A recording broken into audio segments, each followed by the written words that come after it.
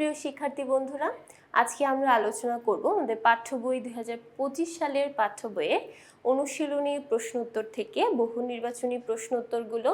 আজকে আমাদের আলোচনার টপিক থাকছে দ্বাদশ অধ্যায় অর্থাৎ পারিবারিক হিসাব সংক্রান্ত যে সকল বহু নির্বাচনী প্রশ্ন আমাদের অনুশীলনীতে আছে সেগুলো আজকে আমরা দেখে নেব। তো এখানে আমরা প্রথমে দেখতে পাচ্ছি 1 নং প্রশ্নে বলা হয়েছে হিসাব বিজ্ঞানের দৃষ্টিতে পরিবারকে বিবেচনা করা হয় কি হিসেবে? পরিবার হচ্ছে একটা অমুনাফাভোগী চলমান প্রতিষ্ঠান। দেখো, পরিবারের হিসাব কন্টিনিউয়াসলি সারা বছর ধরে, সারা মাস ধরে, ইভেন প্রত্যেক দিন কিন্তু চলমান থাকে।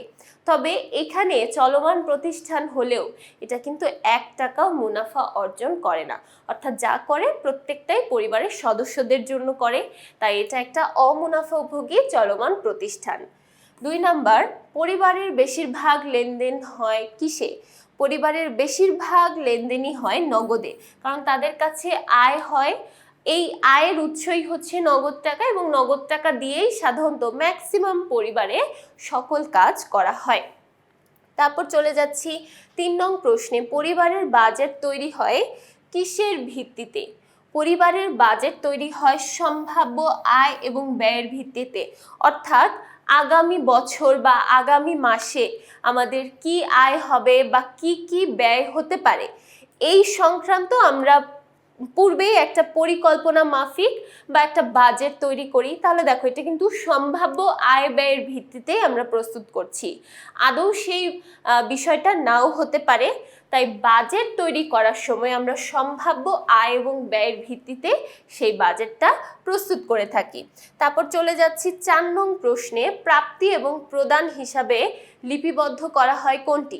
একটু চিন্তা করি আমরা। প্রাপ্তি প্রদান হিসাবে আমরা দেখি কোন কোন সোর্স থেকে আমরা নগদ টাকা পাচ্ছি এবং কোন কোন সোর্সে আমাদের নগদ টাকা প্রদান করা হচ্ছে।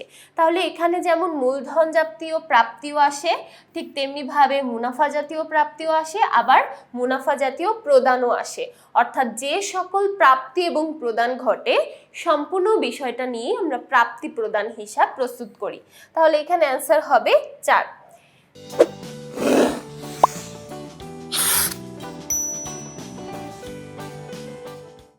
তারপর চলে যাচ্ছি 5 নং প্রশ্ন, পরিবারের আয় ও ব্যয় বিবরণীতে লিপিবদ্ধ করা হয়।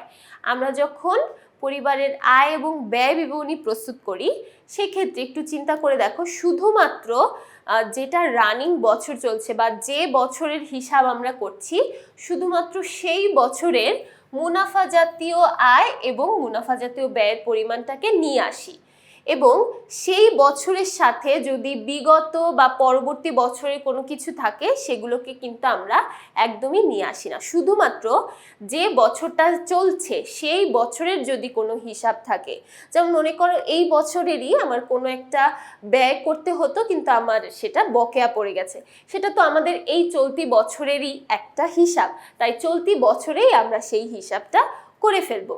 তাই বলা হচ্ছে যে চলতি বছরে যে কোনো মুনাফা জাতীয় আয় এবং মুনাফা জাতীয় ব্যয়গুলো আমরা এই পরিবারের আয় ও ব্যয় বিবরণীতে লিপিবদ্ধ করি। 6 নং প্রশ্ন, পারিবারিক আর্থিক বিবরণী কয়টি পর্যায়ে প্রস্তুত করা হয়? আমরা যখন পারিবারিক আর্থিক বিবরণী প্রস্তুত করি সেটা আমরা 3টি পর্যায়ে করে থাকি, কারণ প্রথমে আমরা প্রাপ্তি প্রদান হিসাব প্রস্তুত করি, তারপর আয় ব্যয় বিবরণী প্রস্তুত করি এবং সবার শেষ ধাপ হচ্ছে আর্থিক অবস্থা বিবরণী প্রস্তুত করা। এই 3টার মাধ্যমে আমরা পারিবারিক আর্থিক বিবরণী প্রস্তুত করে থাকি। চলে যাচ্ছি 7 নং প্রশ্নে, পারিবারিক মুনাফা জাতীয় ব্যয় কোনটি? পারিবারিক মুনাফা জাতীয় ব্যয় কোনটি? দেখো, বাড়িঘর নির্মাণ করা এটা একটা মূলধন জাতীয় প্রদান, কারণ বাড়িঘর আমাদের সম্পদ, যে কোনো সম্পদ অর্জন করার জন্য আমরা মূলধন জাতীয় ব্যয় করে থাকি।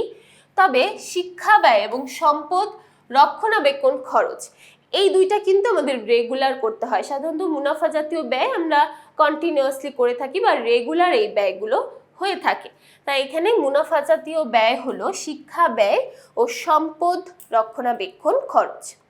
তারপর দেখতে পাচ্ছি 8 নং প্রশ্ন, পারিবারিক বাজেট প্রস্তুতের প্রথম পদক্ষেপ কোনটি? পারিবারিক বাজেট প্রস্তুতের প্রথম পদক্ষেপ কোনটি? আচ্ছা, আমরা যদি প্রথমেই বাজেট প্রস্তুত করতে চাই, দেখো বাজেট প্রস্তুত করার আগে আগে আমাদের বিবেচনা করতে হবে আমাদের পরিবারে আয়ের পরিমাণটা ঠিক কতটুকু। পরিবারের আয়ের সাপেক্ষে তারপর আমরা বিভিন্ন ধরনের ব্যয়গুলোকে নির্ধারণ করে থাকি। এখন আয় যদি আমরা প্রথমে না জানি যে আমাদের আয়টা ঠিক কতটুকু, আমরা কিন্তু সেই সাপেক্ষে ব্যয়গুলো করতে পারবো না। তাই পারিবারিক বাজেট প্রস্তুতের প্রথম পদক্ষেপ হচ্ছে সম্ভাব্য আয় নির্ধারণ করা। এরপর চলে যাচ্ছি 9 নং প্রশ্ন এবং সর্বশেষ প্রশ্ন বলা হয়েছে পারিবারিক আর্থিক বিবরণীর ধাপ হলো। আমরা পারিবারিক আর্থিক বিবরণীতে কি করে থাকি, প্রথমে আমরা প্রাপ্তি প্রদান হিসাব করি, তারপর আয় ব্যয় বিবরণী প্রস্তুত করি এবং সবার শেষে আমরা আর্থিক অবস্থার বিবরণী প্রস্তুত করে থাকি। তাহলে এখানে নগদান হিসাব নামে কোনো হিসাব আমরা পারিবারিক আর্থিক বিবরণীতে প্রস্তুত করি না।